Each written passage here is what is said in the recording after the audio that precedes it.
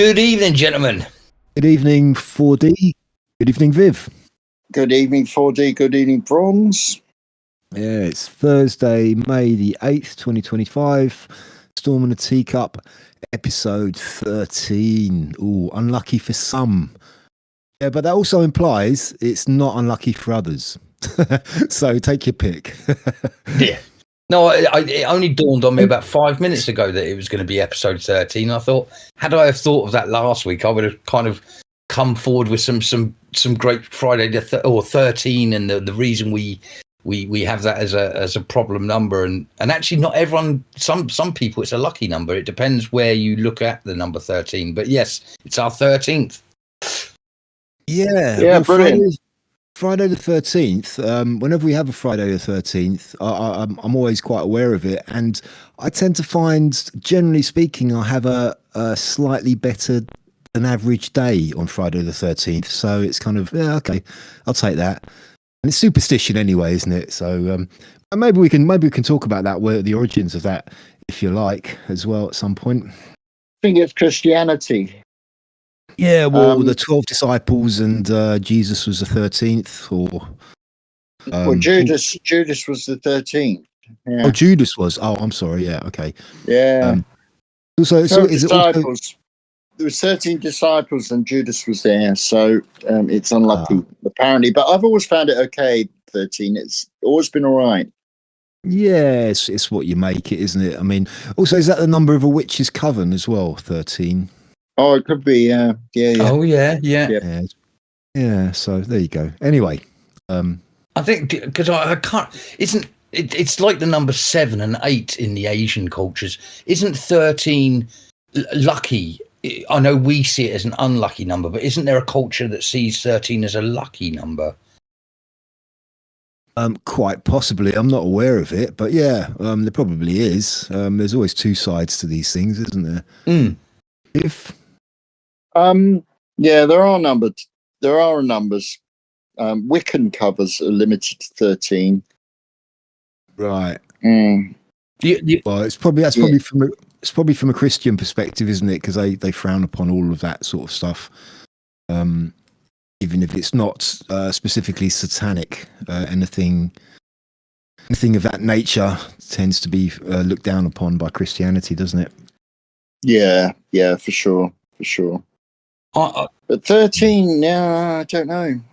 I've always loved Norse mythology and stuff, and I think I've said before, I'm into my superheroes. I love Thor and all the characters in Thor and stuff. But it always amazes me how Christianity is so close to those sort of Norse stories and stuff. But 13 is also unlucky. It's interesting. Viv was saying about someone being the 13th apostle. Was it? So who did you say? Judas? Disciple. Yeah, disciple. Yeah.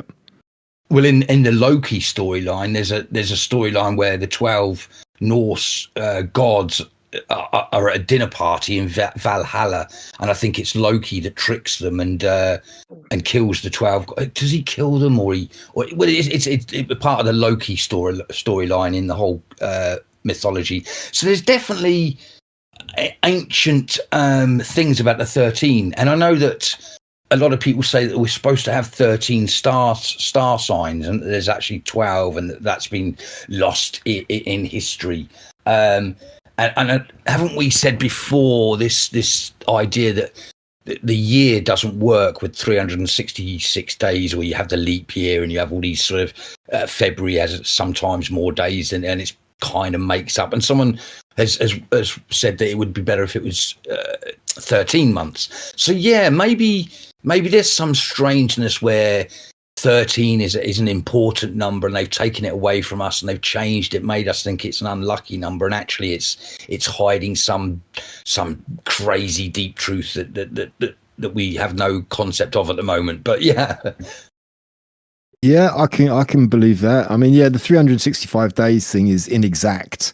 I think it's that's the. I mean, because we go by the Gregorian calendar, which took over from the Julian calendar, and the Julian calendar was kind of similar to the Gregorian, but it wasn't quite as accurate. Mm. And before that, what was the calendar they used before that?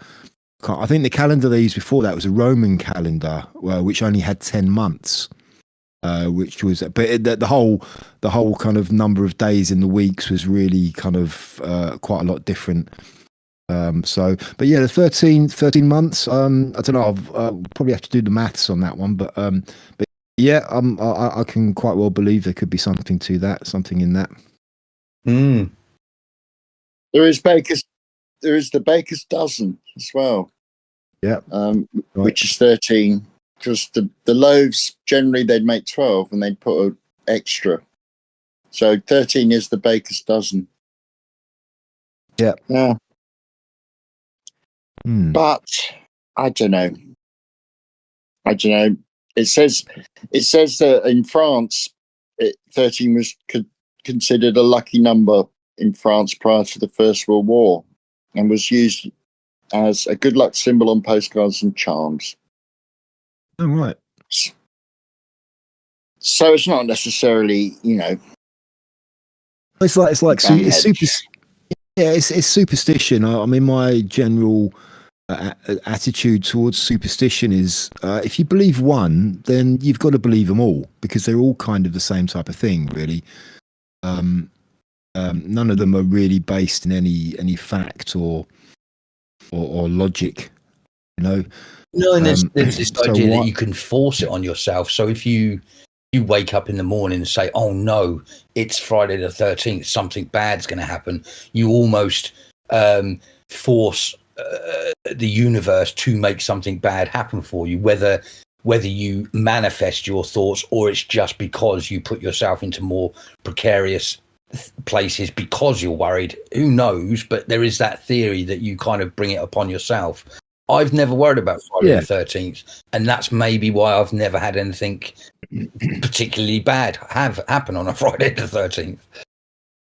Yeah, it's just It's just a state of mind, isn't it? If you have a negative state of mind, you're going to, probably attract more negative energy, or at least see things in a more negative light.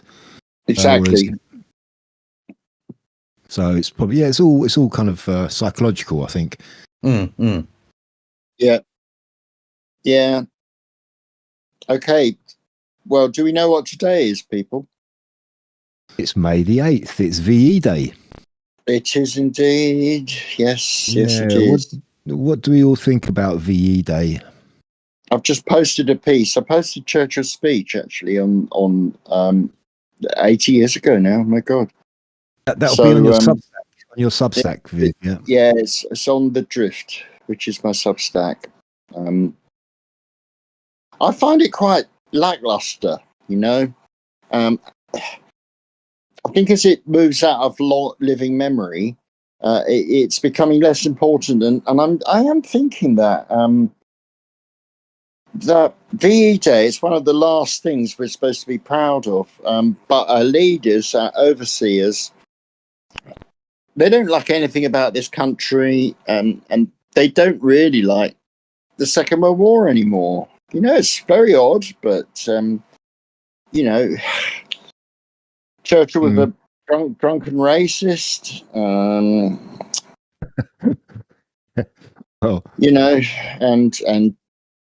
the war itself is considered amongst some people to be basically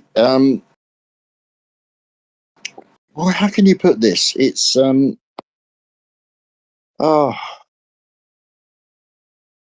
another bankers' war, was it? Well, in a sense, you could say that anyway. I mean, certainly books such as Wall Street and the Rise of Hitler suggest so. But bankers will, of course, back any side. It's the money they're after, not really, anything else. It's called empire preservation. Some people say it's just the war was an attempt at British empire preservation. But as I wrote, this ignores the number of people who actually took part in the war, including my parents, who are both in the armed forces. Especially my dad. It was very dangerous. You could die any day if you're in London, like my mum, working in the WAAF. But Well, this is all ignored. It's all ignored now. Well, I think that's kind of quite a crucial point. The whole I don't know, the kind of the pomp and ceremony and all of this sort of stuff. It's, you can look at that in a negative light. But we should never forget about all the people who gave their lives in that war, who weren't responsible for it, and bear no blame for it. I think that's the important thing. So it's kind of, you can look at it one or two ways. But it's quite interesting you say that it was an attempt to preserve the British Empire, yeah. And it kind of did exactly the opposite. Oh, yeah. It hastened the demise of the empire, what was left of it, and created a superpower out of the USA and Russia as well. Yep, and exactly. And just continued on as the Cold War, really. So you could say that VE Day, victory in Europe, celebrates the end of World War II, but you could also say, well, World War II didn't really end. Certainly not there. No, indeed. But it's true that the elite, the upper echelons, whatever you want to call them, have grown very distant from the mass of the people. They're embarrassed by displays of national pride. They're embarrassed by the country. And particularly the Labour Party is estranged from the people and from the nation. Yeah, and the Conservatives as well, increasingly so. Yeah. But I mean, certain things like this, they can't ignore as much as they'd probably like to. They have to acknowledge it, and they have to be through with it. I mean, it's been, it's been all over the news. It's still kind of touted as a sort of an historic event and a celebration, if you like, a national celebration. So it's, they've got a ways to go if they want to get rid of it completely. Yeah, but as I said earlier, increasingly there are people who have no living memory anymore of what it was like. We can only remember. Well, I can remember my parents talking about it, but it's basically down to historical records now. Yeah, there's fewer and fewer people who actually were alive during that time. I mean, both my parents were kids, and they were evacuees from London during the war, so they didn't actually serve in the war. So yeah, and they're both gone now anyway. So yeah, I think kids did suffer, but also kids had a wonderful time. There's a great film called Hope and Glory, which shows that that for kids it was a bit of an adventure. There are other films and books saying that. But of course, if you were very poor and stuck in London with bombs dropping and huddling under the kitchen table or in the Anderson shelter, then yeah, it wasn't so great. I do remember my dad saying once, I don't know how much, this kind of doesn't really make much sense to me, but he said before he was evacuated, he did remember a German bomber flying down his street and strafing the street with machine gun fire. But I don't think, why would a German bomber fly so low to do that? I never questioned him on it. I didn't have the presence of mind, but thinking back on it, I thought, did that really happen? Was he just giving me a line? I think it could have happened. I think it's quite plausible. Where I used to live, there was a field. This is in Suffolk. There was a field with two craters in it, and it was a German bomber returning from a mission and dropping its bombs, just jettisoning the bombs to give it more, to make it lighter, really. Yeah, that was a kind of a common thing. If they didn't actually manage to drop them on target, they would get rid of them. So when they came into land, that it would well, it obviously conserve fuel on the way back and also avoid any possible mishaps when they land as well. When they get back to so yeah, that was a common thing. But I was about that Churchill speech, and as you know, I'm not mad keen on politicians, but it's a very good speech. And can you imagine the effete kneeling Keir Starmer finishing address with, as Churchill did, "Advance, Britannia, long live the cause of freedom. God save the King." No, I mean he was a great orator, Churchill. I mean he wasn't perfect by any stretch of the imagination, but he was he was the right man at the right time. I mean he was a wartime leader. As soon as the war ended, they kicked him out. He was gone. So he obviously was a man for the occasion, and some of his speeches were great, very, very good. But yeah, I did think actually, because it was a government of national unity as well. So so really Clement Attlee was there as well, and there are pictures of Clement Attlee and Churchill both celebrating VE Day from a balcony. Yeah, people wanted Attlee, or they were told they wanted Attlee, and they got him. Yeah, well, I think after the war, you mean? Yeah, because I think Churchill was not when Neville Chamberlain resigned. Churchill was not the number one pick. I think they wanted, was it Lord Halifax? And I think Lord Halifax didn't want the job. So kind of Churchill, he wasn't a popular choice, but he was kind of the only one who was willing to take it on at the time. But when he became prime minister, like you said, it was a government of national unity. He got people from both sides of the aisle into his cabinet. So he had both Tories and Labour in the war cabinet. Yeah, that's right. Yeah. Effectively, he ruled this during the war. It was we kind of lived almost under a almost communist regime under the war. There was no freedom for the citizens. So, but everybody was obviously doing it for the war effort, you know. During the COVID coup, the imposition, I did get a bit concerned that they were going to call a government of national unity, because there was a lot of war talk at the time. They brought out the head of the British Army on one stage, and there was a lot of talk that we're in a war against COVID. And I had this horrible feeling that there was going to be a government of national unity, but there wasn't, thank goodness. I mean, it was bad enough for Johnson, let alone Johnson and Starmer.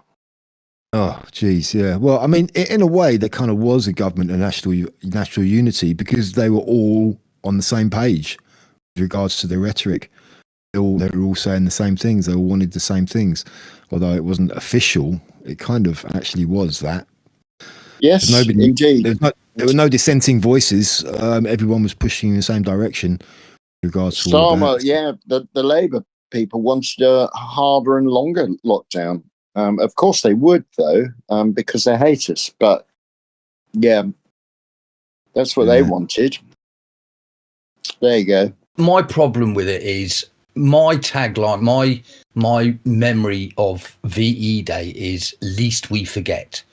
And what, especially as an ex-squaddy myself who has a bit of problems with what I saw and did, I'm just really gutted that tagline for me, we shouldn't forget, we shouldn't forget. What do you think that line meant? And it's amazing the answers I get when I ask that question, but to a point that even people don't really remember the thing we were supposed to never, ever forget. And it kind of reigns true a bit dark at the moment with what's happening with India and Pakistan. But either way, I feel really gutted that it's taken less than 100 years and we're already over it. Yet you ask anyone about the Roman Empire, from thousands of years ago, and people know the stories.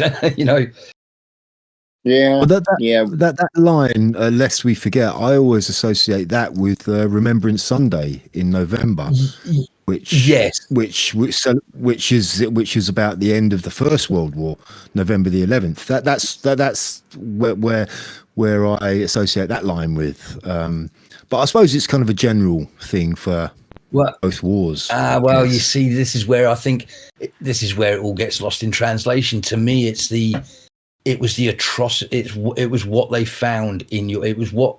How do I put this?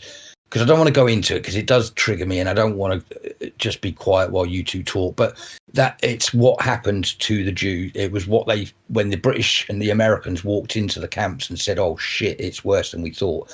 It's that aspect of it that we just must never forget, sort of thing. Yeah, and generally the cult of war. Yeah. I mean, the whole thing about maybe I should avoid that subject. Maybe don't go there. Just not too deep. That's right. Cheers, bud. Yeah. All I'll say is, what's it called? Rhine Wiesenlager. Yeah. Okay, that's all I'll say about that. Yeah. There is some alternative theories on that, but yes, it's just the atrocity, isn't it? All the death and destruction and waste and suffering, just so many killed, and so much. If you think about the amount, I mean, putting the human cost to one side, if you think about all of the natural resources that were just completely wasted, the amount of oil and food and everything, all of the Atlantic convoys that were sunk carrying all of that food and all of those supplies just gone, wasted. All of the natural resources put into making ammunition, all of the oil. Think how much oil was burned for that war. Yeah. Just a waste, a complete waste. And that's that. Like I said, and that's not talking about the human costs. That's just natural earth resources gone. No, the only aspect of it that wasn't wasteful is that someone made money out of it. Yeah, absolutely. Someone. 75 million dead, especially in Russia on the Eastern Front. Yeah. They suffered about 30 million. They lost. I think that's it was a hell of a lot. Yeah. I mean, Stalin did kill quite a lot of his own people as well. Yeah. But yeah, they suffered the most definitely. But the war effort was marked by courage, and I mean, people were fighting for something that mattered. It wasn't about pronouns or whether somebody looked at you funny. I mean, there's an actual real physical threat to the homeland, to the place where we live and our way of life. For several years, we had in this country, we had the Nazis just 20, 30 miles away across the English Channel. Yeah. And that's, and so it was a real actual threat to our homeland, a real physical threat. And that's, and if people are going to fight, that's what they're going to fight for. Well, I think the common people, the so-called ordinary folk like ourselves, but for the elite now, no.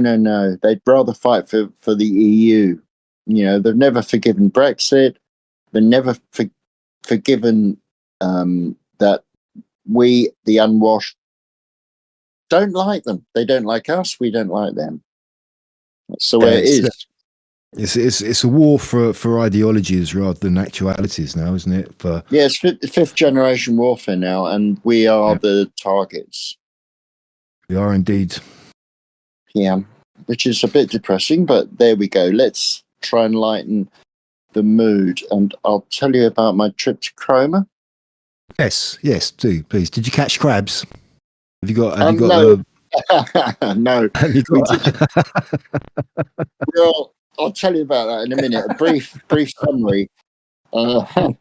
You don't need to catch crabs. It's just Crab Town. They're everywhere. Everyone walking around scratching their privates, are they? It's absolutely, yeah, they are. No, we got there. Louise arrives. We got there about 6, I think. Checked into the hotel. Whoa, what a place! What a place! And it wasn't too expensive either. But it's just Edwardian grandeur, beautiful decor inside and out, arts and crafts facade on the hotel. It's up on the hill. The rooms were lovely, comfortable, a bit chilly, but that's fine. They sort of overlooked the car park, at least my room did. Louise was a couple of floors down. So it was absolutely wonderful, though. Really, I mean, I highly recommend that place. And we were thinking, well, what are we going to eat? We thought, well, it's crabs, isn't it? It's got to be crabs.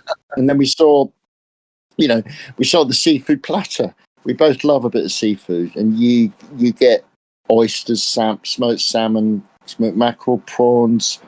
And, of course, the highlight was the crab, a dressed crab. It was for 2 people. So we thought, hell, come on, let's push the boat out. We're not rich people by any means, but off we went. Got that. Yeah.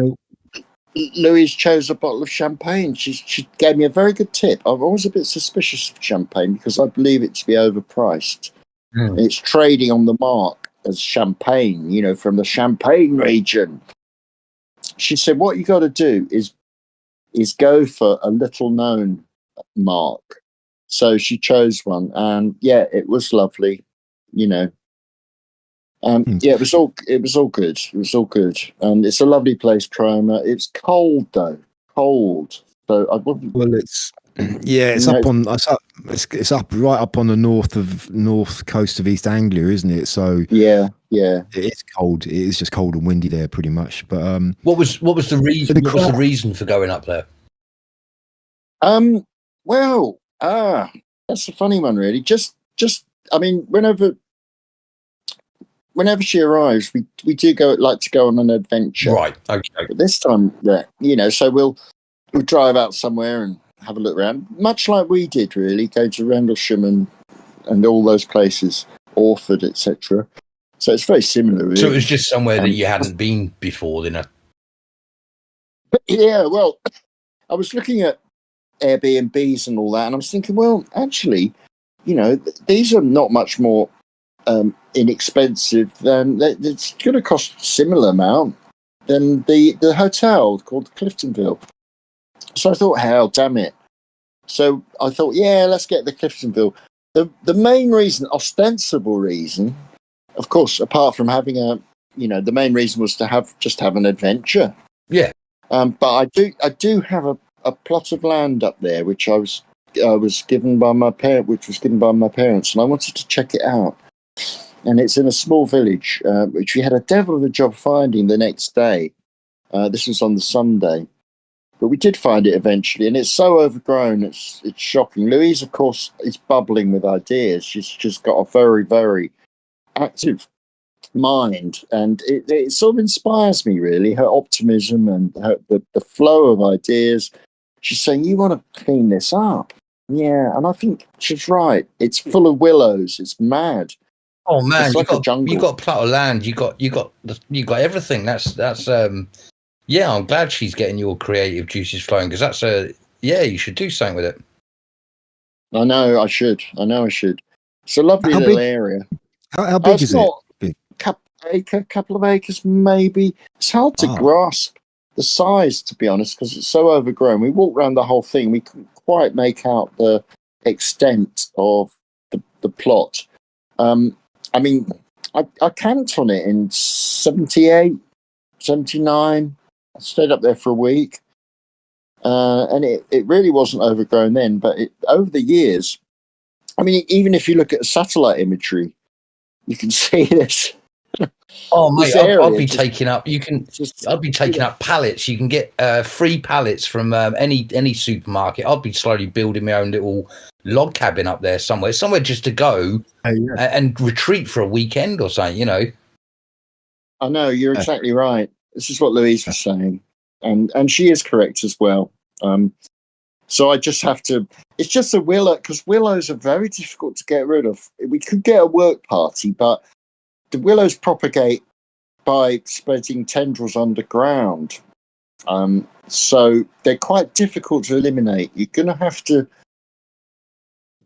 It's not just a work party. The whole land is going to need to be turned over once the trees are down, and then treated in some way. People say you pour paraffin on the ground, it kills the willow. I don't know. I have been looking into some local companies that can do this. God knows how much they charge. But yeah, of course, I'm more energized now. Yeah, Good. that's a really nice little thing to have, is a plot of land. Absolutely. Yeah, definitely. Well, Louise says, let's go down there in September or maybe October and make a start. I mean, we're going to need chainsaws. I think, we will need chainsaws. I mean, do you really need to? Is it? Are there really that many willows there? Yeah. Oh yeah, yeah. Okay. It's almost impenetrable now. Oh really? Oh, right. Wow. Okay. Yeah. It's not like trees. These are the spiky willows. They're not like the big old willows. Not the weeping willows. No, that's the spiky variety that are quite small and bushy, but they're everywhere. So I guess chainsaws, I suppose, will be needed. And get Or JCB. a decent wood, JCB, yeah, that'd be perfect. wood chipper is what you want. You get all that chip. There's quite a lot of money in wood chippings. Yeah, there is, isn't there? You're right. You probably make the money that it would cost you in the stuff to get rid of the trees. You'd make it back on produce. Yeah. I mean, there's a lot of options opened up. So yeah, it is a big undertaking. It is a big undertaking. So it is a bit. I do think I'm going to, even if we do get the willows down, the ground still needs to be sorted so that they don't come back. Well, you kind of have to. You do have to get the roots out if you're going to do it properly, and it means you need to turn the soil over. But some of these, I don't know what willow is like, but some of them are terribly for going underground. These ones are, right. Yeah. That's how they propagate. They're not your weeping willow. I don't know if they're the same variety, but these are bushy, smaller. Right. So that was on the Saturday, was it, Viv? Is that what you spent most of Saturday doing? No, Saturday after we had a meal, we went to the pub. So that's what we did. Shock horror. Viv goes to the pub. I know. We found a pub with, I think, 9 real ales, so we were happy with that. Yeah, you must have an internal sense. I think you've got an internal sensor for real ale by now, don't you? You just absolutely. We sort of know that that we want cask ale, and this is going to be a place for cask ale, and it was really good. It was very busy. We met some locals. It was fine. Yeah, it was absolutely fine. But we were late back, and I lost my hat. I don't know how, but possibly something to do with the ale, maybe. It was. Did you say it was an Airbnb? No, this is a proper hotel. Oh, okay. Right. This is an Edwardian hotel. It's very, very grand looking, but it wasn't that expensive. When you say, because I never go, I've never been away since I was in the only time I've ever been away was when I was in the army, so I don't know these things. When you say it's cheap, how much was it for the pair of you to go up there for? And what was it? The weekend, wasn't it? Yeah, it's about 150 each. Oh, that's not too night. Oh, right. Is that per night? So, that's we per only night. stayed one night. Yeah, I know, but it's still not too bad. It's not that bad. It's not too bad, and I think if you're going to do something, you just do it properly. Go all the way. and if you've got a bit of money, because we still, we're not exactly flush, but Louisa's got some new pupils, and obviously I don't pay much. I don't pay anything really for council tax, etc. So I'm okay at the moment. Yeah. It's no point in hoarding money. You can't take it with you, can you? So no, it's worth it. It was worth it. It was worth it. Yeah, live. You got to live, haven't you? You got to live. You got to live. And so on the Sunday we were coming back. We stopped in a few pubs on the way. Some amazing pubs. My God, we went into one in this place called Haysborough. It's spelled Happysburg, but pronounced Haysborough. And it's really ramshackle. It was really full. And we sit down, and then this old boy near where we were sitting, he goes, "You what? Oi, boy, you watch that hump on your back. You're going to knock off the pictures from the wall." And I had a backpack, and I said, "Oh, okay, all right." And we sat down near them, and he kind of turned around to face us, but completely unsmiling. But I could tell he was having fun. And I'd swear we were cracking up. He'd say things like, someone would come in, he'd go, "Shut the door." and this is just random. Everyone who came in, he'd go, "Shut the door." The other one would go, "Yeah, mind your head." He sounds like the type of guy, right, who's got his own seat in the pub. He sits in the same seat, and if anyone else sits there, the landlord probably says, No, you can't sit there. That's old Jack's seat." Oh, it gets better. It gets better. He's an old boy. He's also gouty, and he's walking with a stick. But then so we're going, "Well, what do you mean? What, shut the door? It's shut." He said, I can say that because I'm the landlord." All right. And so on he goes. He was the landlord. Unbelievable. Yeah, it was hilarious. This country, I've got to say, it's I wouldn't say it's an undiscovered kind of gem of this country, but it's certainly an underappreciated thing. Is dotted out in these remote places, you have these country pubs, and they can be the most amazing places if you stumble upon them sometimes. Don't I know it? Don't I know it? All over the country, you'll just turn a corner in a country lane, and there's a pub, and it's just like in a tiny little hamlet. Maybe 3 or 4 houses, maybe a shop, maybe a church, but there's always a pub. And some of them are just incredible. Some of them are just gorgeous. Really, really nice. Unfortunately, though, the pub industry is in serious trouble. I mean, we went to one. It was great. It was perfect. You really knew the landlord was taking care of everything. He'd done everything he could. And we were chatting with him, and he goes, and this was on the Sunday. And he goes, "Yeah, no, it was on the Saturday on the Sunday on the way back, yeah." And he goes, "Oh, we had 13 people in this pub last night, and none of them were locals." And we're thinking, "Oh God," So, despite all his hard work and passion for the job, no one's going to the pub. It's a shame. A lot of pubs are now more like restaurants, anyway. Another part of society that's where things got sorted out. It's where incidents got sorted out. It was a great hive for the local community, and they've broke them all down. So no one uses them anymore.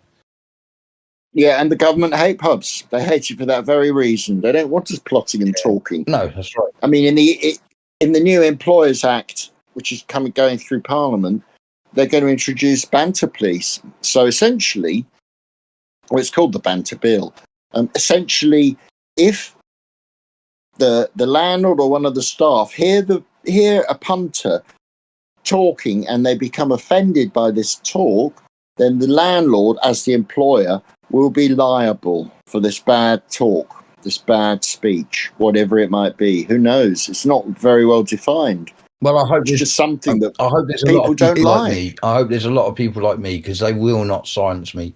Even today, I had a taxi driver, and I it's not because I mean any disrespect. It's how I've always done it. I say, "All right, darling," that's how I talk.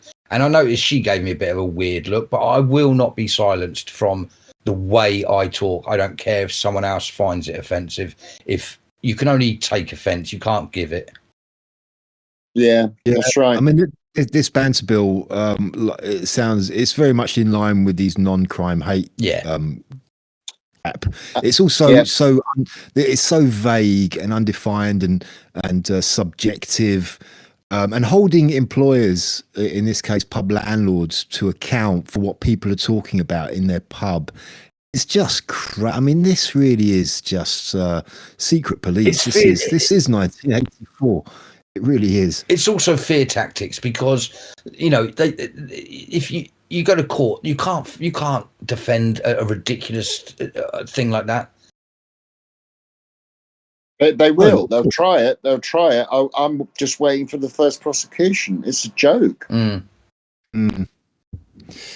and then you're in the hands of the corrupt judiciary, who are obviously going to be on board with all of this crap as well. Yeah, they love it. They love it. So we're in trouble, people. Little by little, right. We're being silenced. No, it's all right because India and Pakistan are going to nuke us all anyway. So, God, what the hell? What the hell is going on there? This is just there's something really. Once again, it's one of these world events where the facts we're given just don't really make much sense. It all seems a little bit manufactured. No, this has been going on for ages, Bronze. It has. No, it has been going on, but that's why it seems a bit manufactured, because all of a sudden now it's kicking off, and this has been a year. This is this rivalry in India-Pakistan has gone on since the creation of Pakistan. Basically, it's gone on for decades. No, I mean more specifically what's happening now. I think the problem. I watched about 3 different things last night about it because I wanted to. Obviously, we all know that the and in fact, no, I'll say that. So, if people don't know, India was one big place. England went down there, cleaned things up. We did a lot of great. I hate this idea that England was a terrible country. We weren't. We did a lot of good things. Yes, we did a lot of bad, but every country did. Anyway, there was a lot of religious problems down there, and the idea was we're going to take all the Muslims and we're going to put them over here, and we're going to take all of the other religion that I've just what's the other religion? Sorry. Hindu. Thank you. Sorry, people out there. Hindu. And you guys are going to go on this side. And this will be now called Pakistan, and this is now called India. Well, obviously, ever since that happened, they've had problems. That goes without saying. But what's been going on recently, I think they've kept it out of the news. It's been going on even to the point of them sending suicide bombers, people to blow things up. It's been going on for about 2 years, I believe, 2.5 years, or 3 years, and it's got to the point where now what we saw happen has happened. But no, it's I think they've been. I said to myself, "Oh my God!" Everyone was worried about the Russians, and I said, "No, it's not them. It's the Chinese." And then it's not the Chinese. It's going to be the war between these two. Yeah. Well, this is it, though. It's kind of another one in that cycle. It's another thing to get everybody worked up and scared and to draw their attention away. I mean, the line is that India attacked these targets in some in Pakistan, some in Kashmir, which is the region controlled by Pakistan, and the Indians said they were terrorist bases and camps, okay, and it was in retaliation for terrorist attacks last month in India. But nobody has identified who was responsible for the terrorist attacks in India. It's all just been assumed. Even India hasn't said, oh yeah, this, they haven't said, oh, this group or these people were responsible for the attacks. So it's all kind of a bit vague. There's no real. I don't know. They're both nuclear. They're both nuclear powers. Okay, so this it kind of adds even more sort of grist to the mill, if you like. Yeah. So yeah, I'm a bit skeptical. I remain skeptical about the actual how meaningful, how organic this is, if you like. This whole conflict. Yeah. Yeah, fair enough. Yeah. But we'll see. I guess I mean, if they are going to start chucking nukes at each other, then then it will be between them to start with at least. But I don't think that'll happen. I don't. Well, bringing it back to the Q stuff. Q said we're going to be brought to the, we're going to get to the point where we think it's you think it's all over and it's not now, where we think it's too late, and that's when, so I think because Russia was pretty bad, North Korea was quite bad, and the idea of China is what this is now, rockets firing. Like you, I wonder how much it's manufactured, whether white hats, black hats, irrelevant really, but it's manufactured to make us look at there at the moment. Yes, exactly. I think that there is a big so it is that it's in a way it's a kind of another distraction, and this is something which I'm kind of starting to think about now, is how many of these big world events which keep flooding the news, more and more I'm kind of thinking they're all distractions. They're all just distractions. The really important stuff, the meat and potatoes, if you like, of what's really going on, very rarely makes it into the news. Most of it is just theatre and optics and show. That's kind of how I'm kind of coming around to seeing things now.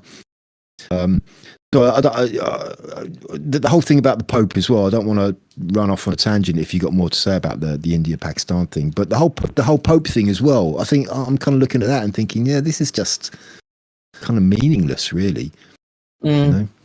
All I was gonna end with is that Kashmir is a sorry state of affairs as well. They've only been forced really to be on Pakistan's side before they were actually on India's side, but they originally were. Again, when it was split in half, they said they didn't want to go either way, so they were independent, and that's the way it was supposed to be. And again, it's kind of, they've now been sucked into the war themselves. Yeah, you had Bangladesh as well. Bangladesh, yeah. That was originally part of the Indian nation. It could, yeah. I mean, it could very, very easily escalate into a sectarian war if it isn't that already. Yeah. God. Because I mean, if you look at Pakistan and India, okay, I would say if there was a war between those, I think India would flatten Pakistan. To be quite honest with you, but Pakistan, being of the sectarian nature that it is, shall we say, could just then suck in all of the other countries' regimes of that ilk, if you like, and it could just escalate into something much bigger. I dare say if it's turned sectarian, then we'll have trouble here in Britain. It's already happening here. It's already happening. Yeah. Hindus versus Muslims has already happened. Yeah. Just a couple of weeks ago, there was a big standoff outside of the Pakistani, I think it's a consulate, well, they're part of the Commonwealth, so it wouldn't be an embassy, it'd be a consulate, in London, down in Knightsbridge. And there was a bit about it in the news, but all of these Hindus were protesting outside the Pakistani consulate.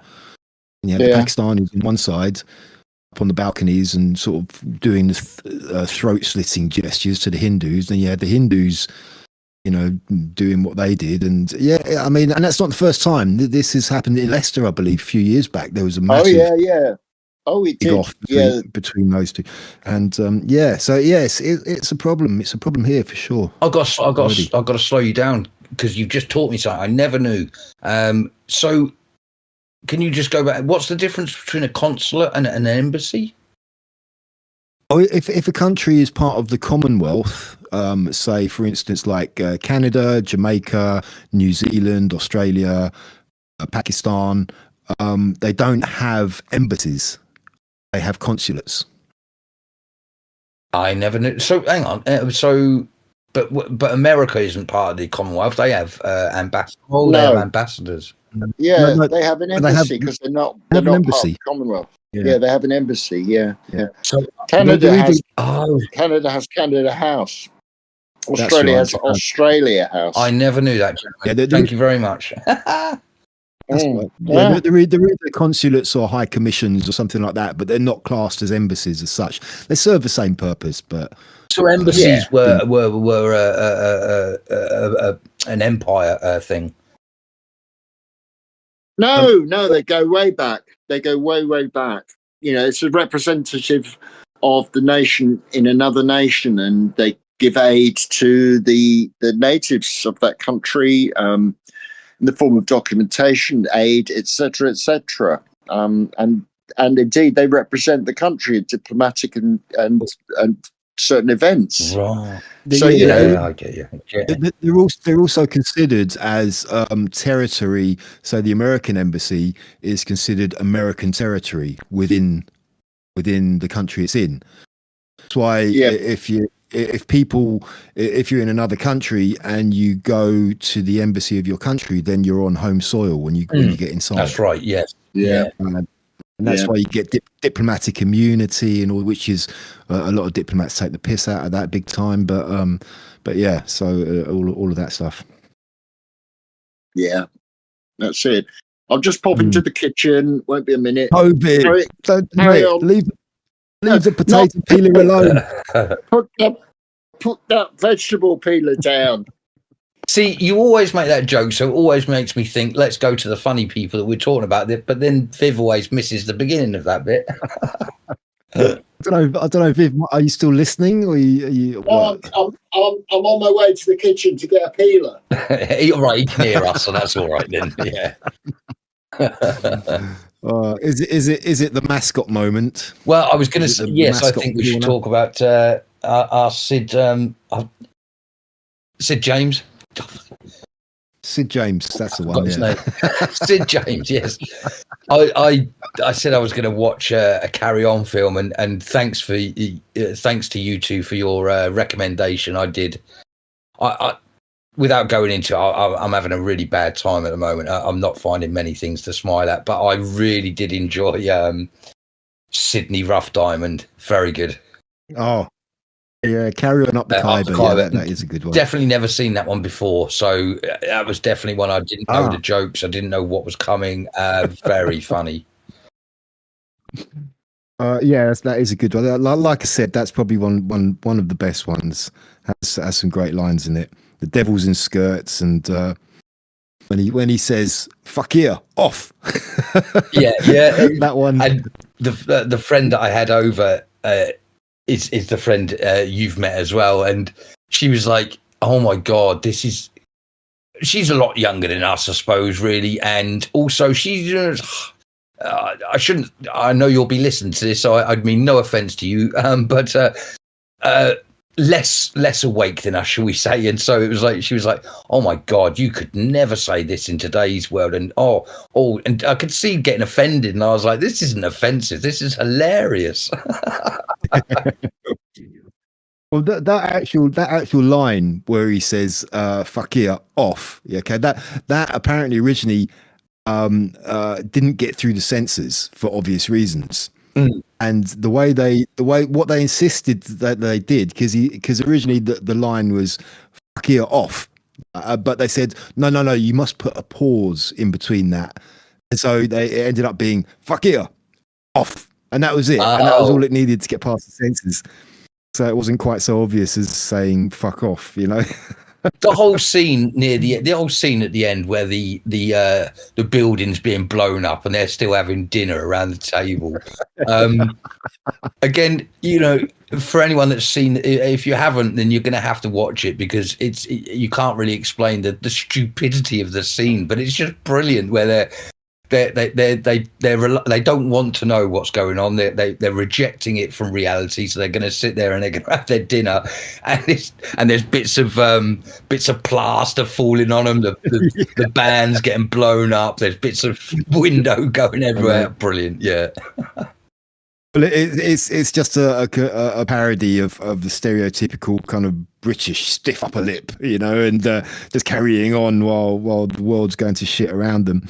And that line from Joan Sims when a bit of plaster falls on her head, she says, "Oh, it seems to have been."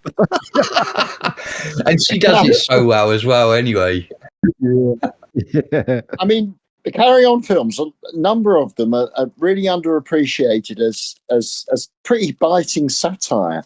I mean, that's essentially it's a kind of anti-colonial film, you know, that in the sense that everyone is taken they take the piss out of everybody. I mean, there's things like the devils in skirts. And what was the? I mean, the whole point of the film as well. That's when the credits were coming up. I still laughing. I leant over and I said, you know, the whole point of that film was that whether or not they had underwear on, and how frightened you would be at seeing penises. And I just thought, how did they make a whole film about that? I know, it's just it's so funny. And you got Bernard Bresslaw in brown face, playing the local tribal leader. Yes. Bunged it in. Bunged it in. Some of those names, oh my God, bung it in. Oh, honestly, you do, and I don't think younger people would appreciate that kind of comedy. It is our age group, but I just love that. He's called Bung In. Just ridiculous. Yeah. Sir Sidney Ruff Diamond is Sid's role. What was Charles Hawtrey? Private Biddle. Is it Private Biddle? No. Yeah. I think it was. Yeah. What was it? Private Whittle. I think. A Whittle. Is it Whittle? All right, okay. But it's something to do with belching. But there was people that were named after belching or Belcher or something as well. Yeah, Sergeant Belcher, I think. Was that Peter Terry Butterworth? Scott. Oh, was it Peter Butterworth? Yeah. It might have been Terry Scott, yeah. Terry Scott, Roy Castle was in that as well. Well spotted, and that was something my friend said. She said, "Is that bloody Castle?" And yeah, it was absolutely, yeah. That was I think also that must have been a one-off. Yeah, I mean, Kenneth Williams played the kind of the Indian emir or whatever he was, and you say, I mean, the catchphrase you associate with him is like "all matron," but in that film, there's just something that he says which has always stuck with me, is when the whole, like you said, the whole premise is they find out that the devils in skirts are wearing underwear, and so they're not invincible anymore. And then they get them all to make sure that they don't wear underwear, and then they attack the compound, and they get them to line up, and while they're attacking, Kenneth Williams says, "Come on, you know they're not invincible. They're wearing underwear," and they're all lining up, and then they lift up their kilts. And Kenneth Williams turns around and says, "I don't know though," and then starts running away. Yeah, I used to see Kenneth Williams. I had a job, weirdly enough, counting people on the streets of London on level crossings. Yeah, you told us. And and in Marylebone, he looked so miserable. Apparently, he was very miserable, very repressed, gay. He never really never really got over that. Thought he should be in, like Charles Hawtrey a bit. The two are quite similar, you know. And of course, Albert Steptoe from Steptoe and Sons. They thought they should be on the stage playing Shakespeare. Yeah, rather than these silly films they were in. Yeah, I mean, I think Kenneth Williams was not a non-practicing homosexual. Charles Hawtrey was a homosexual, but he was also a hopeless alcoholic as well. Yeah, he had a really bad drink problem. Steptoe, Wilfred Bramble played Steptoe. Yeah, I'm not sure so much about him. He was a homosexual as well, wasn't he, Wilfred Bramble? I believe so. Yeah, I believe so. Yeah, he got done sort of in public toilets once or twice, I believe. Yeah, I think so. Even if you're straight, that's not where you want to get caught, guys. No, no, but I suppose all that cottaging is because it was illegal, I guess. Yeah. You know? Yeah, definitely. So just another additional fact, which is very pertinent to today. It's the 8th of May, and in 1913, 8th of May, Sid James was born. So it's actually Sid James's birthday today. Is it really? No. Oh wow! Oh nice! Oh, absolutely lovely. Whoa.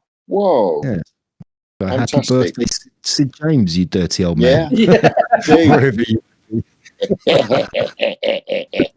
God, blimey. And what's the name of the woman that famous? She said, "Oh, I'm plastered." What's her name? Joan Sims. She was actually quite an attractive woman. I was looking at her in that and thinking, God, she's actually a looker. Yeah. Yeah, She is. When you get to a certain age, you appreciate this. I suppose so. That's a good point. Yeah, I suppose so. Yeah. So what's? Yeah, I mean, she. Oh, go on. Sorry, go on. I was going to say, in some of the earlier Carry On films, she played more the role of the kind of, sexy female, and it's only as the years went by she turned into the kind of sort of frumpy battle axe type character. Is always nagging whoever she happens to be with. I think that's what it was. Yeah, maybe that's what it was. Because I'm a little bit younger, and so I only remember the later films. I remember from.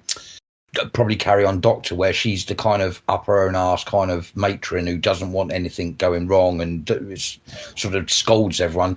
Whereas in that, she was very flirtatious and quite, sexy, I suppose, in that. And I hadn't seen her like that, in fact. Yeah. I mean, even now, I appreciate Hattie Jakes as well, who was often played the matron in those films. The plump woman. Now, I do like plump women. I do. I like a bit of meat to grab hold of. Yeah. Yeah. Could you put that a bit less subtly, Fordy? See, that's it. I'm of an older generation. I still like to say stuff like that. Yeah, I like to say women need a few curves. They definitely need curves. As Frank Zappa once said, who wants to ride an ironing board? Yeah. Hey. Yeah. But even so, I mean, Hattie Jakes and John Le Mesurier had a very strange relationship, and maybe we want to look into that in the future. Yeah. I know they were a couple. They were a couple. I know that. I don't know many of the details. No, I think there was something really bad happened in their relationship, that Hattie went off with someone, and there was a kind of ménage à trois. Oh, ooh, okay. Can't remember, but yeah, there's something like that. But there you go. With a cast like that met up as often and as a long period of time as they did, I expect there was lots that went on behind the scenes with them all. Oh yeah, most certainly. But I'm just thinking, really, these older, the old school actors or actresses, as they were called. A lot of them nowadays, it's so sort of dispiriting to see them. They're so, okay, there are some great actors around, but do they have the presence? Do they have that same presence that people like Joan Sims, Barbara Windsor, Hattie Jakes? I don't know, really. I don't know. They seem plucked and shaved and like chickens on display in a supermarket. Sorry to say that, ladies. I don't mean that disparagingly, but where is the real in all of this? Yes, yeah, I agree with you. Yeah, it's all become a bit too manufactured now, isn't it? It's like, absolutely. I mean, it's not just the women; it's the men as well. Yeah. Definitely. I mean, I haven't watched modern films, but I've noticed that a lot of the men have become interchangeable. A lot of the women are interchangeable. Does it really matter? There are some great actors. I mean, I particularly like people like Joaquin Phoenix. And some of the American actors, but largely it just seems very like they're interchangeable characters, almost AI, and they probably will be AI in the future once AI becomes, almost indistinguishable from real life. It will never be real life. There will always be the uncanny valley, that thing that says an AI is not quite human, and we know, we can tell. Yeah, yeah. I mean, I mean, that's the whole thing about. I don't really want to get into AI, but it's AI cannot create. It lacks that kind of human creativity. It just takes from what has gone already before. Exactly. So it creates it in that respect, but it can't create anything new. It can only create something from existing material. It's a big difference. I know, exactly. but I still argue that that's pretty much what a human does when they engage in art. Is they take something and make it their own. There's very few. Well, you couldn't really be original, and everything that could be drawn has been drawn in as much. So yeah, I it's close to that argument where I think humans do the same as AI. But yeah, to a certain extent, but you can say everything that can be drawn has been drawn, but it's not just about what has been drawn, but it's the way that it's drawn.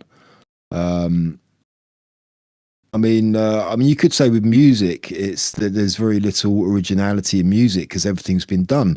But there's still bands coming out who are doing stuff which hasn't been heard before.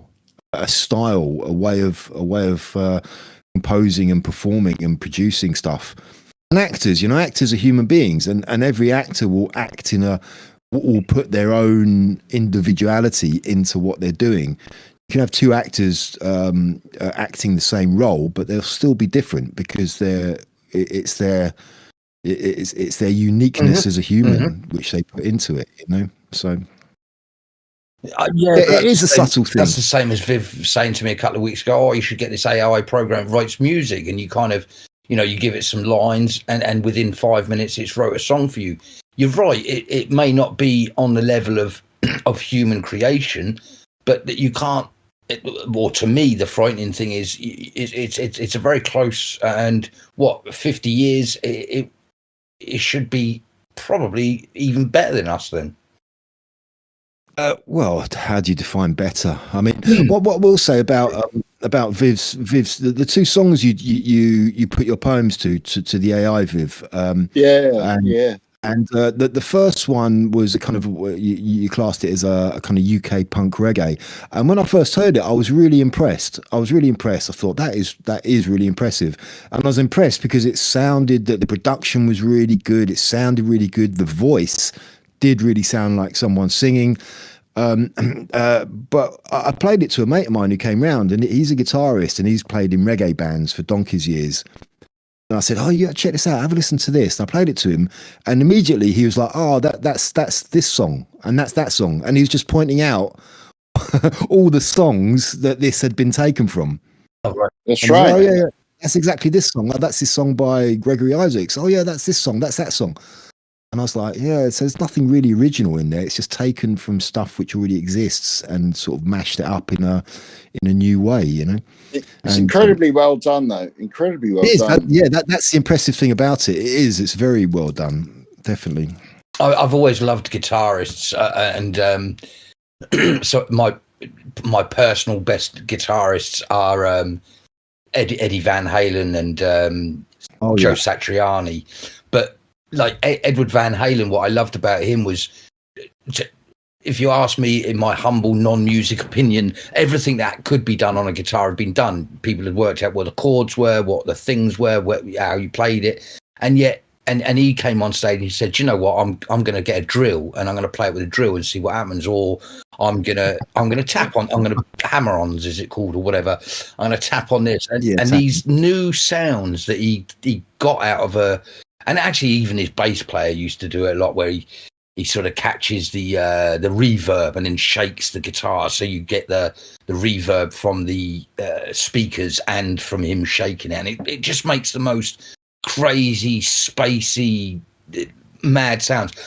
That's to me true creativity. But could you not argue that every song, as you could say, "Oh yeah, that's the chord from such and such," and "Oh, they've mixed it with this"? Yeah, you could. Yeah. Yeah, I suppose so. Yeah, I mean, I agree with you about Van Halen. I love Van Halen. I thought he was a great guitarist, and he really did have an element of originality to his playing. He did come out when he first appeared on the scene. He was playing guitar in a way that nobody else was or had done. It kind of like there's no real comparison, but it's the same as when Jimi Hendrix appeared. Jimi Hendrix was all of a sudden doing all of this amazing stuff on guitar, which nobody had ever heard before. Yeah. And I suppose to a lesser extent, Steve Vai as well. Steve Vai is another one of my best. Yeah.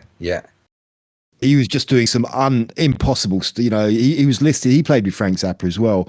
And Frank Zappa actually listed him on the album as impossible guitar parts. Oh, really? Yeah. He's the one who plays. He's the one who plays the devil in Crossroads, isn't he? No, that's in Crossroads. Or is it Joe Satriani? Yes. No, I think that might have been Steve Vai. I was thinking of Steve Vai. Yeah. Brilliant. No, I was thinking Go on. of have you seen The Pick of Destiny by Jack Black? Yeah, I don't know. And Dave Grohl plays the devil in that one. That's one I was thinking of. But I think it's Steve Vai, in Crossroads. But it does show that the rock format is enduring. Much like the string quartet, it's gone on for maybe 400 years. So these are just perfect little. It's a bit like perfection in a sense, technological or musical technological perfection. The electric guitar is here to stay. It's so versatile. There's so much you can do with it. But it's less than 100 years. Well, it's around 100 years old, I think, as far as I know. But one notable thing about the guitar, the electric guitar especially, is has remained pretty much constant ever since it was introduced. It was almost like it was produced, and it was almost like a perfect thing. I mean, obviously the technology with the pickups and all the attachments and this, that, and the other has kind of moved with technology, but it's still basically the same design as it was when it first came out. Yeah, absolutely. They've tried changing it with doing all of these kind of gimmicky stuff, but it's still it's basically the same. Doesn't need to be changed. No. So I mean, yeah, you have the string quartet, and the string quartet is still a great unit. We hear them on in classical, in ambient, in pop. It's just perfect, really, because it mirrors the range of the voice, I believe. From bass to soprano being the violin, bass being the cello. Yeah. That was something. I mean, you could say the same. You could say the same about brass sections as well. Of course. You have saxophone from baritone to soprano. You have a trombone, which is also a more of a lower register instrument. Even a tuba, if you want to go that far as well. Yeah, absolutely. But that's obviously a bit more a modern thing compared to a string quartet, but still. But so this is all very human indeed. Yeah, I was going to say Joe Satriani still sends shivers down me. Joe Satriani would do this thing where he'd get his guitar to talk on stage, so he would have a conversation, and you would envision that you knew the words that the guitar was saying. The tune that came out of it sounded like words, and you knew the exact sentence that he was saying with his guitar. And when you said it's alive, I used to send shivers that this guitar had a life, and he would say, how are you doing, guitar? And then the guitar would play his reply, and it was just like, as a kid, I would be like, that's awesome, it's amazing. Well, Steve Vai, have you heard an album for I mean, if you're into Van Halen and you're into Steve Vai, I'm guessing you've heard David Lee Roth's first solo album with Steve Vai on it. It's a great album. It's incredible. There's a beginning of. No, I don't think I have heard that. Man, check it out. It's called Roth and Steve Vai. No, it's just David Lee Roth, but Steve Vai's playing guitar on it. Yeah, it's called Eat 'em and Smile. Okay, it's got some it's just phenomenal. I will look some out of the for stuff. I mean, the bass. Do. It's the bass player is Billy Sheehan, who's just a really stupidly good bass player as well. And Greg Bisonette on drums, and Dave Lee Roth. Anyway, the reason that made me think of that was that I mean, that was back in the 80s, late 80s, I believe. 1986. I've just pulled it up. There you go. And there's a song on there called Yankee Rose, and Steve Vai does exactly that at the beginning of this song with Dave Lee Roth. He has this conversation. Dave Lee Roth is kind of just going, "Hey, how you doing there?" And Steve Vai replies on the guitar. I think that might be the thing I'm talking about. Actually, thinking about it, maybe I have heard it in my youth. Yeah, I'll have to look out for that. Quite possibly. Yeah, do. It's a great album if you like that sort of music. It's pretty good. It's funny. I don't listen to that music anymore, but every now and then, when I really feel like it's when I really need a pick me up, or when I really am in a good mood, I will, and it still sends a shiver down my spine. Anything like the one I just said, where he's speaking to Dave Lee Roth, or Spanish Fly, watching him just, and the camera goes close up on him, and he just does the whole Spanish Fly, and I love that tune. It still sends shivers through. It makes my hair go up on end. I like the feeling I get from it. But I'm not a rocker anymore. I'm not a rock, not by any standard. I've got the same, I often say I've got the musical taste of a 13-year-old girl, but it still does make me, I love all those light rock or light metal, whatever you want to call that stuff. Yeah, can't disagree. I'll probably draw the line at having musical taste of a 13-year-old girl. I do. I listen to some of the craziest pop music. Even what's his name? Ed Sheeran. I love Ed Sheeran. I love. I think he's got a great voice. I love the music, the way, So yeah, I will admit that I have got a bit of a bizarre. As I've got older, I've got a bizarre musical taste, I think. Oh, it's good to have broad tastes. Yeah. There's nothing wrong with that, and whatever floats your boat, I guess. I'm not really an Ed Sheeran fan, but the group I found recently that's blown my mind are Two Cellos. I don't know if you know those two. No. Two Cellos. Oh, it's just two guys on cellos, and they do. My favourite one that I found so far is Thunderstruck, but they do Living on a Prayer. They do those kind of songs, but no singing and just on cellos, and it's absolutely gorgeous. If you want to hear Thunderstruck done in the best way you'll ever hear Thunderstruck, listen to Two Cellos. Actually, yeah, now you mention it, I think I have seen that. Yes, they're kind of they're electric, aren't they? They're hooked up with their pick. Yeah, and in the Thunderstruck one, it's set up that it's a nice upper class orchestra, and they're all sat there and they're fanning themselves in their big ball gowns, and all sat there waiting to be entertained. And the two cello guys come up very nicely and sit down, and they start playing very nicely, and then it just goes heavy metal, right? It's boo boo, and it's just brilliant. Like, yeah. And it does go to show that that the old string instruments are still valid. Yeah, they'll never, the cello, the viola, the violins are still there. They'll never go away. No, I think I love bass. I think everyone. I remember I grew up with a deaf guy, and he would. I was just about to say he told me how, but he didn't tell me because he couldn't really talk. He was deaf from birth. But he explained to me how he would feel the music, and I used to see how, like, he would just love it, and he would turn the bass right up, and to the point that I couldn't really I didn't like the music. It was too bassy, and he would just dance and rock his head, and I love that idea that even a deaf person can get the same or different enjoyment, but the same enjoyment that I get from music. I did like that idea that it was, and he would say it rattles his bones. Yeah. There is a celebrated classical musician who's deaf. I think she's a dame now, Evelyn Glennie, and she plays like xylophones and glockenspiel, and she's deaf. And and she's really good, and she's really accomplished. She's very very highly respected, and she says because she can't hear the notes, but she feels the vibrations of what she's playing. Yeah. Yeah, that's it. And that's Yeah. how she it. plays. Yeah. She is brilliant. She's highly recommended. Absolutely, Evelyn Glennie is absolutely brilliant. Yeah. Yeah. To think that, I mean, it's a joyful thing to think about that someone that's deaf can get joy from music. It almost sounds like it's a ridiculous thing to say.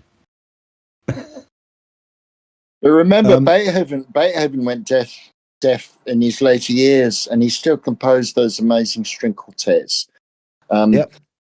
So it can be done. It's human triumph over adversity, which is wonderful. Indeed. Well, I didn't go on to music. We do go down the craziest places. It's great. I love it. Yeah. It's just kind of what do you call it? I can't think of the expression now. Never mind. Eclectic. Yeah, we are. Well, with something like that. Yeah, it's like stream of consciousness kind of conversations we have, isn't it? We just sort of vibe off each other, and it just goes where it goes, doesn't it? Yeah, absolutely. Well, yeah. So that's it for you, Sid James. We weren't really talking about you. We were talking about music, but anyway, that was our bit for Sid. Good old Sid. And a lot more. Yeah. Okay. Have you seen that apparently the UK and the US have signed a trade deal, which is being much touted? What does that entail? I don't know exactly. I haven't really looked into it. I just saw the headlines, but apparently it's being touted as a very good deal by the El Presidente of the USA. And I think it's equal tariffs. I think it's about 10%, and there's some kind of military agreement as well going on in that. And my first thought was, I mean, you mentioned this employment, this banter bill, Viv, a bit earlier, and I do kind of wonder where, if there's been some under the table agreement going on with this trade deal, because you know what JD Vance said about the free speech situation here and how it might affect a trade deal. So I'm kind of wondering if there's might be something attached to it with regards to that. I don't know. Yeah, indeed. And it's also kind of being held in the more how should we say, right wing mainstream papers such as the Mail and the Express as a triumph for Brexit, because Obama said we'd be last in the line or last in the queue, and it turns out that we're now first in the queue for these trade deals. So I mean, whatever that means, I don't know. It seems Starmer's still pushing on with ever closer ties to the EU, so it's all a bit, I don't know. Well, we also the day before did the biggest deal we've ever done with India, and then India went full on, let's blow the hell out of another country, which is always worrying when England gets involved. Well, there's criticism about that as well, because it's apparently this deal with India means that now we can have Indians coming over on visas, and they get sort of tax breaks or certain financial incentives that the population of this country, the citizens of this country, don't get. So there's been a bit of flack over that. Sounds fair. Sounds fair.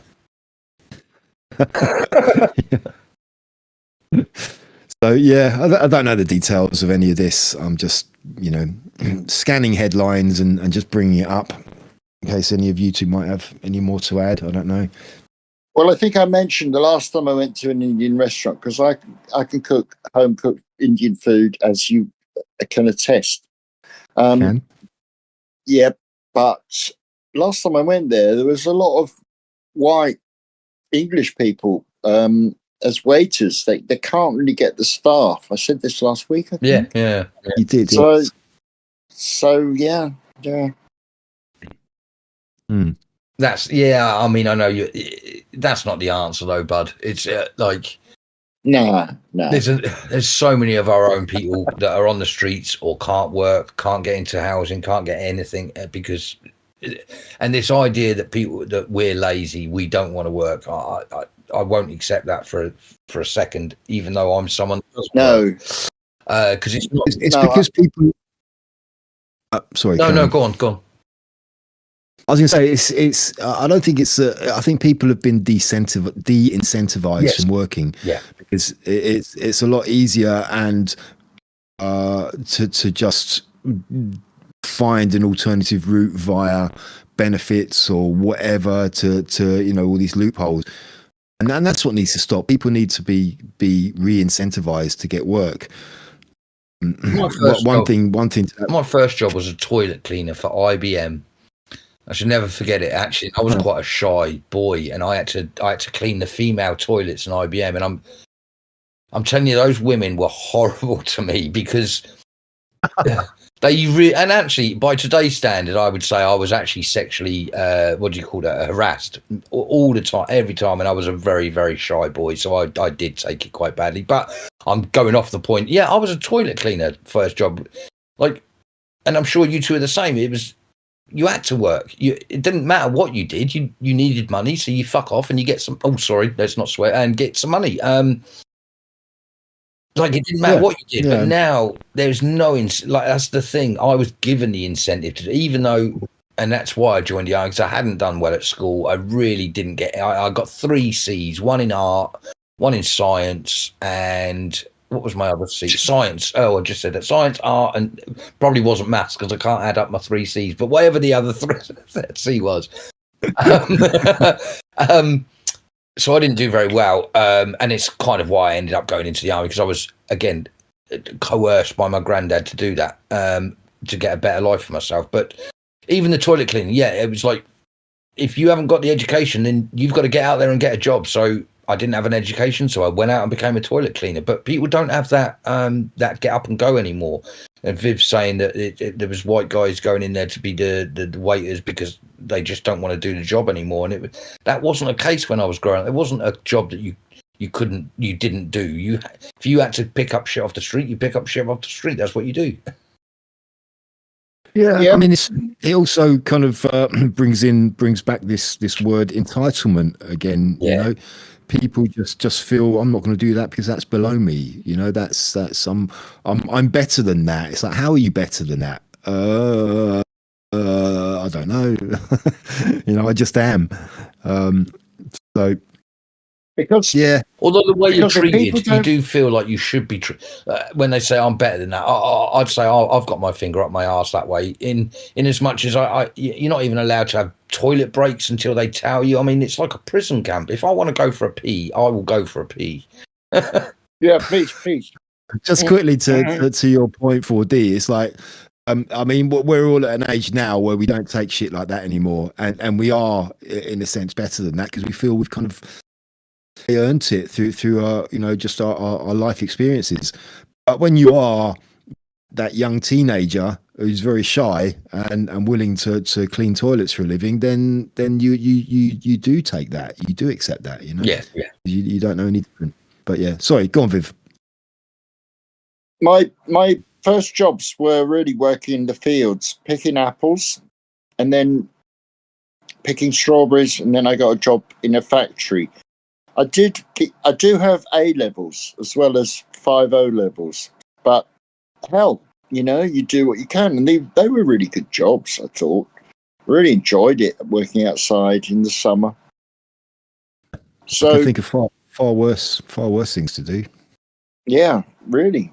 But now, yes, people are entitled, I suppose. What I was going to say is this micromanagement is horrible. I mean, it doesn't really bother me too much, but when I go to the toilets at work, there are signs all over the place telling you how to wash your hands. Yeah, I know. It's just a nanny state, isn't it? It's. I mean, this is probably also a hangover from Convid as well. Yeah, of course it is. Yeah, of course. Well, so, and I don't know how to say this in a way that's not offensive, really, but when you bring people in that aren't from your culture, you have to remind people what our culture's like. And again, I don't care how that comes across actually, but sometimes you think, well, yeah, those kind of signs have to go up now that we're not all being brought up to wash our hands. Yeah, I suppose there is. I suppose so, but then again, you know, there is hygiene in other countries. Like I think I said, eating with your hands. A lot of Indians will eat with their hands, but they won't use the right hand, because that is the hand you use to wipe your arse. I mean, in so far as putting up signs, I can think of far more pertinent signs to put up. Yeah. People not accustomed to our cultural ways. You know, instead of telling them not to wash their hands, you could probably tell them not to assault our women for a start. Number one, respect women. Yeah. Respect women. You know? Yeah. If they don't want you in the bar, if they don't want you in their space, don't go in there. Yeah. Not like these autogenophiles who are attempting to break into women's spaces. That just, to me, is outrageous. Really outrageous. But there you go.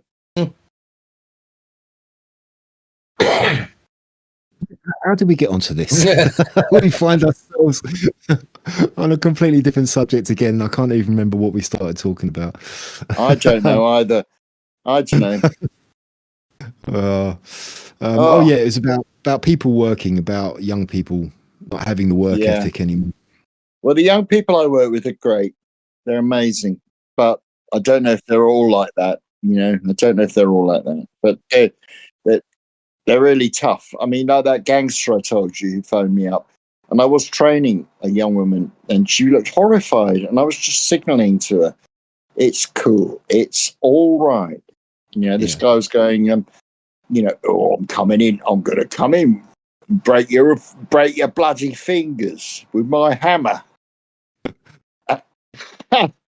He's watched too many 70s gangster films. He has, hasn't he? Of course. You know, and I briefly put him on mute and I said, "Plastic gangster, mate." To the woman I was training. Plastic gangster, don't take him seriously. But then this is maybe there's a point there about kind of the young person's attitude to work is what they're influenced by socially these days, where they take their cues from, and a lot of it is social media and TikTok and sort of music videos, you know, all of this really sort of shallow culture. You know, all they want to do, I want to be a YouTube influencer. I want to be a YouTube star. I want to be a TikTok influencer, rather than anything of any real substance. That's what they aspire to now. You know, I want to be a Kardashian. You know, I want to be famous for being famous. I know. Without having any actual achievement to make you famous. Exactly. Yes. No substance. You know, have you written a great poem? Have you written a piece for orchestra? Have you sung in a rock band? You know, all this. Oh no. Have you done anything except reinforce the stereotypes? You know, that a woman should be like this, coming from other women. Because let's face it, a lot of the approbation directed at women comes from other women. Well, I mean, they're probably their answer to have you achieved anything worthwhile is probably, I reached level 10 on Call of Duty. Yeah. I took out pimps on GTA or whatever. I don't know. It's not their fault. It's been put upon them, and you know, you can't. It's not their fault, sort of thing. Yeah, it's cultural. It's cultural, absolutely. This is how. Even me, as I've often said to people, like in 2012, they took me away to a hospital. Oh, you've got major problems. We're going to sort you out. 6 weeks in here.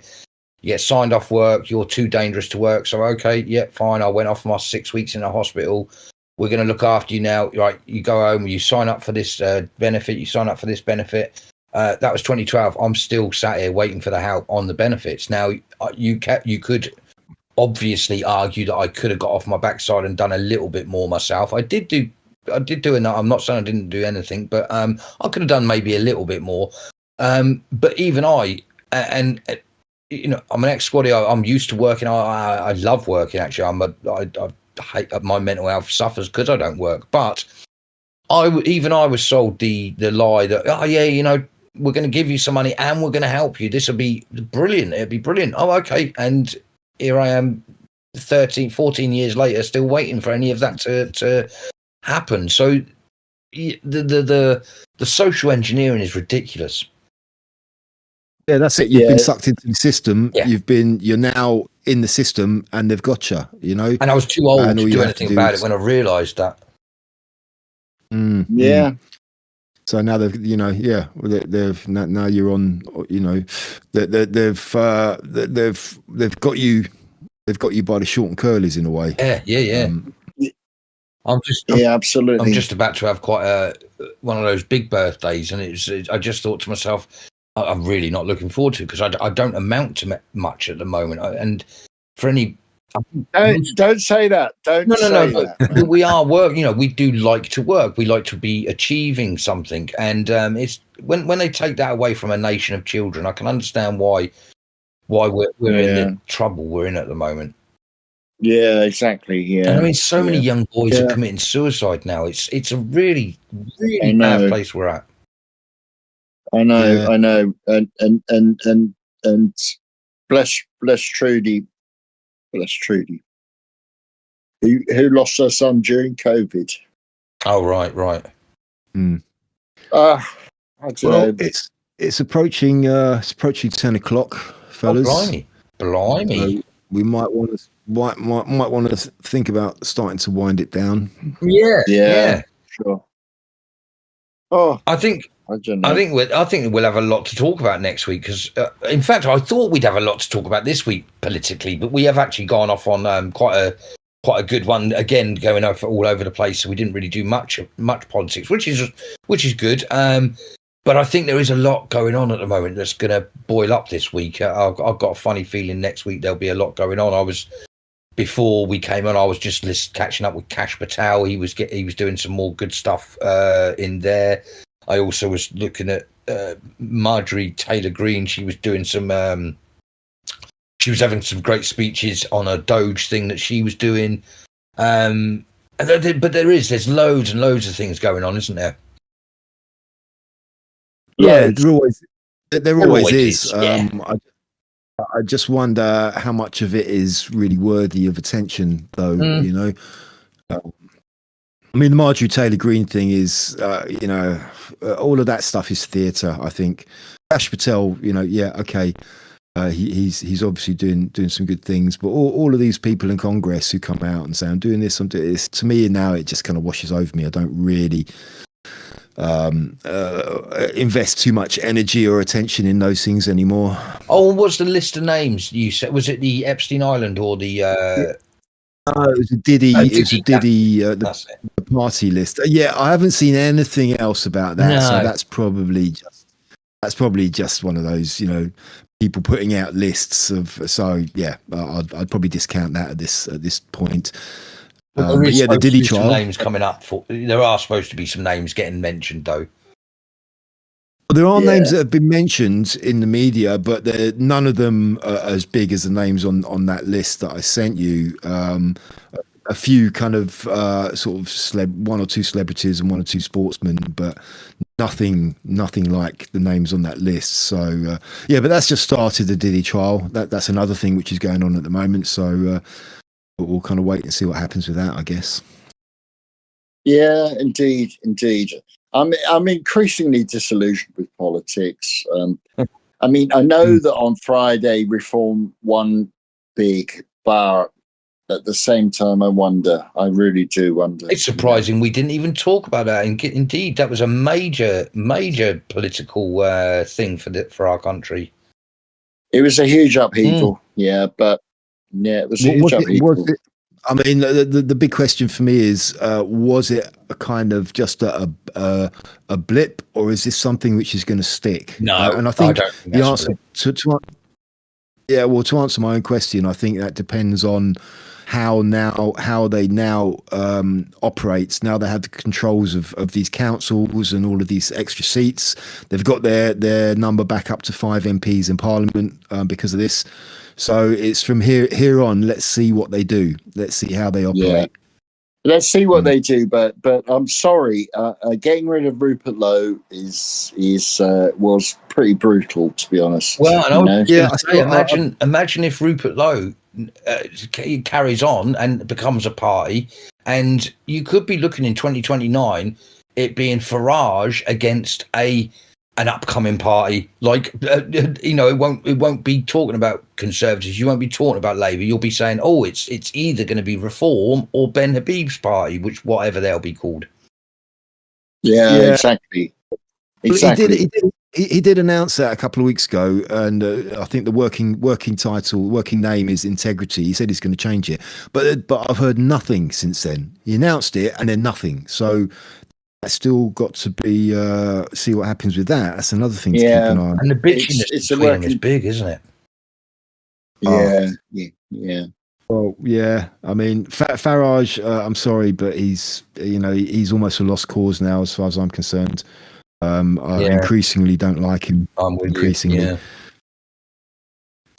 But yeah, let's see. Let's see what happens. Let's see what happens. Aye. I don't think I'll ever vote again, to be honest. I mean, I'm just completely. I'm just over to localism, anarchism. Doing shit for yourself, not relying on these people, not waiting for some savior to save you. Well, I actually think, Viv. I mean, you've mentioned it a few times about all of the, your network you've got going on, the Sovereign Project, and I actually do think that really is the best way to go right now. I think what you're doing is the right thing. You have your network, you have things going on, and as far as I'm concerned, I'm kind of just going to be waiting to get information from you. you're my into that whole. Yeah. I have to get my shit. I have to get my shit together. It's true. I mean, to actually do everything is really difficult. But when I get into it, I will post it up on Substack and I will send it on our channel as well. And I really do think it's damn worth it's damn worth a punt. I mean, I was stopped in the street by a chap who I won't call their name on this, a black geezer, culturally English. He says, "Oh, Viv," he's part of the stand. He says, "Viv, I have cracked it." I think I know what he's done. Right. Well, you mentioned, sorry, Viv, just to interrupt you. You mentioned last week, you might have alluded to this, and you said you mentioned somebody had come up with something, but you weren't going to be able to know because you were going to be away in Chroma. That's right. That was something I wanted to ask you if you ever found out what that was. No, because I couldn't get to stand, and we also have a chess club every month where we're learning about common law, Sovereign Project, and how to make an affidavit to remove yourself from the system. I think what this person I'm talking about has done is they have managed to get into their trust. Everyone has a trust fund. I know this sounds crazy, and people can't believe me, but everyone has a trust that is set up that has a lot of money in it. I think he's found a way to get in there to pay his bills. Right. Because another one I called from a group called Jay, she got into it, and I told you she paid for her cat food. It's there. It's our money that's been gambled, that's been played using our signature, using the contracts we may have signed. It's all in there. There's loads of money, man. Yeah, well, listen. As soon as you get any details on that, please pass them on because I'm interested in finding out about that. And I've also looked into the chess clubs as well, but it's the website seems a little bit kind of difficult to navigate, and it's quite hard to make head or tail of it. Maybe I'll have a close look at that. Maybe I just haven't given it enough attention. But yeah, it's very difficult. It's very difficult to understand. But once you realise, it is removing yourself from the slave system that we live in. Yeah, you know, the slave system has gone on far too long, and that we have to call into the pharaonic system of paying tribute. Because really, the way I see politics now, it's like a modern pharaoh. They're pharaohs standing above us, demanding tribute to just sucking up our wealth, sucking up our money, taking our time, and telling us what to do, like modern monarchs, And I'm sorry, I don't accept that. I don't accept that at all. We're sovereign individuals. We're born free, and I know I sound like a modern. I know I sound like I'm ranting, but we were born free. Yes. Don't give me this shit about, we got to obey the law. It's not my law. It's legislation. It's not natural law. It's not natural law that I follow that says I do not kill people. I do not take their property. Right?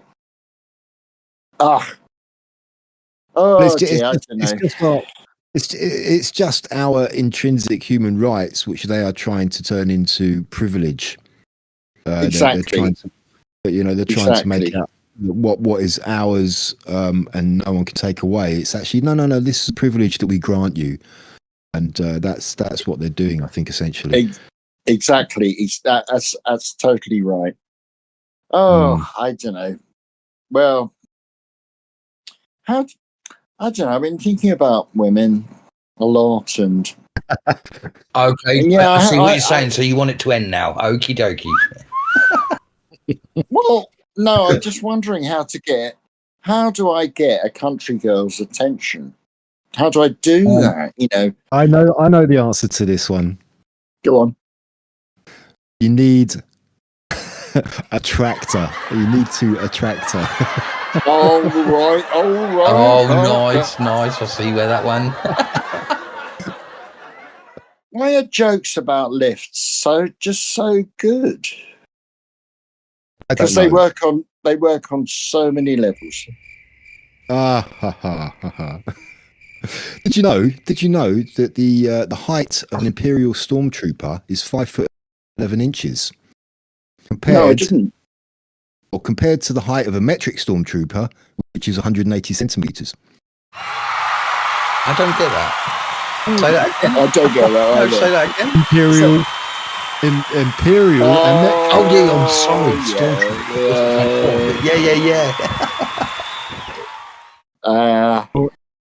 Yeah. Well, it looks like I. No, that's good. That's good. That's above my level with jokes, to be honest. Yeah, I think I tried to push the envelope on that, but I obviously failed because it's stationary. What did the police officer say to his belly button? You're under a vest. Oh, you know this. That's a playground joke from school. That one is. Well, we are supposed to be telling dad jokes, aren't we? So. Yeah. Well, did you know that God spoke to me once, and He said, "No." Yeah, it's true. True story. He said, "If you come fourth, you will have eternal life." Unfortunately, I came fifth, and all I got was a crappy certificate. I know that one. That's a good one. It's like, do you know? When God was giving out brains, I thought He said trains and asked for a little slow one. Hey! Hey. Okay. Back to Chroma. Why did the crab blush? No idea. Because it saw the ocean's bottom. Oh. Yeah. Did you fit in well in Chroma when you went there? Yeah, Viv? we fitted in magnificently. Good, because you know what they say. When in Chroma, do as the Chromans do. Hey, that's good. You made that up, didn't you? I did, yeah. That's really good. That is bloody good, man. Thank you very much. Mate. Oh. It was so good that I've nearly wet myself, so I've got to go to the toilet. So I'm going to say good night on that one.